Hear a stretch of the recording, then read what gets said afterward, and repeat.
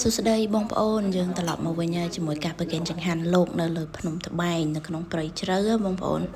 ខ្ញុំទៅភ្នំកាលពីថ្ងៃចូលឆ្នាំគេចូលឆ្នាំដើរលេងកន្លែងផ្សេងខ្ញុំវិញបានឱកាសពី3ថ្ងៃហ្នឹងមានអីទេមានឡើងភ្នំប្រកេនចង្ហាន់លោកព្រោះជាធម្មតាលោកគង់នៅក្នុងព្រៃជ្រៅអត់សូវទទួលបានចង្ហាន់អីផ្សេងពីពុទ្ធបរិស័ទអីទេព្រោះឆ្ងាយពីកន្លែង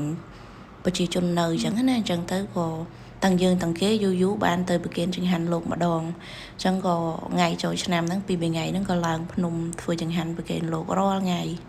ហើយថ្ងៃខ្ញុំទៅហ្នឹងក៏បានបងស្រី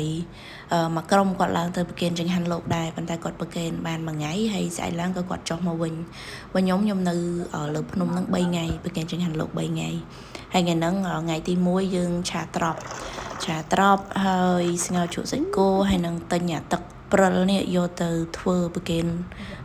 លោកនៅលើភ្នំព្រោះនេះអត់សូវបានគេប្រកេនលោកឯងព្រោះភាគច្រើនគេលក់កំប៉ុងពីក្រោមទៅហើយបើយើងស្ពាយអាដបនោះទៅក៏វាធ្ងន់ដែរអញ្ចឹងទៅក៏បានទិញអាគ្រឿងក្រៀមទៅយកទៅធ្វើនៅលើភ្នំនោះទុកក្នុងទូទុកគ្រាន់ប្រកេនលោកបានប្រកេនបាន2ថ្ងៃ3ថ្ងៃទៅតាបងប្អូនអាទឹកហ្នឹងណាហើយយើងមានបង្អែមផ្សេងដែរហើយថ្ងៃហ្នឹងគឺបានមកហូបច្រើនមុខដោយសារបានបងស្រីគាត់ឡើងទៅប្រកេនដែរអញ្ចឹងបានច្រើនមុខប្រកេនលោកសប្បាយចិត្តថ្ងៃហ្នឹងខ្ញុំឡើងទៅខែចែកអញ្ចឹងវារៀងក្តៅបងប្អូនហើយតំណាំរបស់លោកក៏រៀងក្រៀមស្វិតអត់ដែរដោយសាររៀងស្ទើរទឹកដើម្បីស្រោចដែរព្រោះលោកគង់នៅឆ្ងាយពីទឹកជ្រោះហ៎អញ្ចឹងទៅតំណាំបន្លែលោកអីស្វិតងាប់អស់លីងនៅសល់តែដើមឈើធំដូចខ្នោដូចលហុងអីដែលលោកដាំដើម្បីបានយូរអញ្ចឹងណាបើដូចដលងដូចអីរៀងក្រៀមងាប់អស់ច្រើនហើយខ្ញុំឡើងទៅជើងនេះលោកគាត់កែលោកកែចក្រានបាយព្រោះចក្រានបាយចាស់វារៀងទៀបហើយផ្លូវដើរកន្លែងដើរហ្នឹងវាដីភ្នំវាអត់ស្មើទេដល់ពេលអញ្ចឹងលោករើចក្រានបាយចេញហើយបន្តភ្ជាប់គ្នាជាមួយនឹងសាលាឆាន់មកចឹងតលាយជាងមុនហើយលោករៀបចំកន្លែងព្រោះញាតិញោមពេលខ្លះឡើងទៅមួយថ្ងៃពីរថ្ងៃអីចឹងពិបាកសម្រាប់បាក់អីចឹងលោកពង្រីកកន្លែងហើយថែមកន្លែងចក្រានបាយហ្នឹងឲ្យតលាយជាងមុនដើម្បីញាតិញោមស្រួលរៀបចំចង្ហាន់ឬក៏ស្នាក់នៅអីហើយយើងបានខាងនេះមានខ្មែរនេះខ្ញុំខ្ចប់មានពីកោះកបីទៅបានមានខ្មែរប្រកេនលោកទៀតសប្បាយចិត្តថ្ងៃហ្នឹងជាធម្មតាខ្ញុំប្រកេនចង្ហាន់លោកគឺមានចង្ហាន់2មុខម្ហូប2មុខ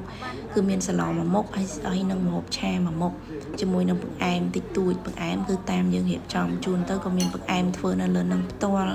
ជូនទៅក៏ទិញខ្ចប់ទៅអញ្ចឹងទៅហើយបានម្ហូបលងឆាន់ហើយបងប្អូនហើយគាត់បើថ្ងៃនេះបានច្រើនមុខមានបង្អែមរបស់បងស្រីផងអីផងបងស្រីក៏ទៅពីខាងកំពង់ស្ពឺទៅ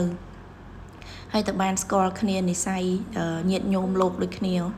បានប្រគិនចង្ហាន់លោកហើយហូបខ្លួនឯងហើយក៏នាំគ្នាដើររុកព្រៃឃើញលោបានឃើញផ្លែគុយឃើញអីប៉ុន្តែឆ្នាំហ្នឹងគុយអត់សូវផ្លែទៅឃើញតែដើមអត់មានផ្លែដូចរៀងខ្សត់ផ្លែឆ្នាំហ្នឹងហើយតែដើមមើលថ្មមើលអីឃើញថ្មនេះចម្លែកលក្ខណៈវាដូចជាគេធ្វើអញ្ចឹងប៉ុន្តែនៅលើភ្នំអត់មានណាទៅជីកថ្មអីឲ្យក៏ហូងម្ដុំអញ្ចឹងហើយមិនដឹងជីកយកធ្វើអីដើរទៅឃើញថ្មប្លែកហើយដើរទៅក៏ទៅជួបគាត់លោកគាត់ឈ្មោះព្រះអង្គដំរីប៉ុន្តែលោកអត់គង់នៅលើគាត់ទេថ្ងៃហ្នឹងលោកមុនទៅកន្លែងផ្សេងបាត់ទៅដល់អត់ជួបលោកអញ្ចឹងទៅក៏ដើរមើលកន្លែងលោកមកជុំលោកមានកន្លែងគង់នៅផ្សេងលោកមានកន្លែងចក្រានបាយដាំស្លអីផ្សេងអញ្ចឹងហើយទៅមើលថាលោកបានទឹកឯណាប្រាវព្រោះកន្លែងលោកគង់លោកដំរីគង់នៅឆ្ងាយពីព្រះអង្គកែវកន្លែងដែលខ្ញុំស្នាក់នៅនឹងកន្លែងព្រះអង្គកែវអញ្ចឹងចង្ងាយខុសគ្នាបែរជា2គីឡូអីដែរហើយកន្លែងព្រះអង្គកែវគឺនៅខាងទឹកជ្រោះតាំងយូប៉ុន្តែ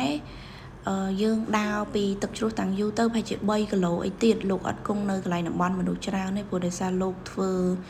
ធម៌លោក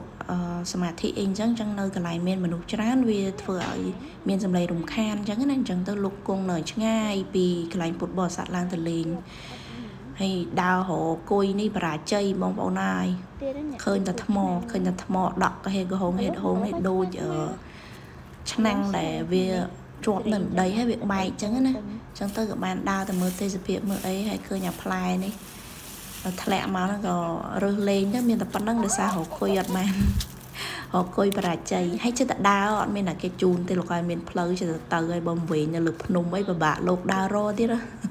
ចេះតែទៅដល់ពេលល្ងាចឡើងយើងទៅនេះឯងដោយសារលោកឆាន់តែចង្ហាន់ថ្ងៃចឹងទៅដើរលេងចប់យប់បន្តិចក៏មកលេងនៅកុដលោកមួយអង្គទៀតដែលលោកបួសស្លៀកអីសីណាបងប្អូនហើយមកដល់មកបានហូបតែចិនតែគេដាក់ក្នុងសំបកក្រូចអត់ដែរហូបទេនៅពេញមិនដឹងរកទិញនៅណាដល់ពេលទៅលេងលោកមានញាតិញោមផ្សេងគេយកមកប្រគេនលោកទុកមុនដល់ពេលអញ្ចឹងក៏បានភ្លក់តែនឹងហើយយប់ឡើងភ្លៀងនៅភ្នំភ្លៀងពេលយប់ថ្ងៃចូលឆ្នាំវីដេអូយើងមានតែប៉ុណ្្នឹងទេអរគុណបងប្អូនដែលបានទស្សនាបាយបាយជួបគ្នានៅវីដេអូក្រោយ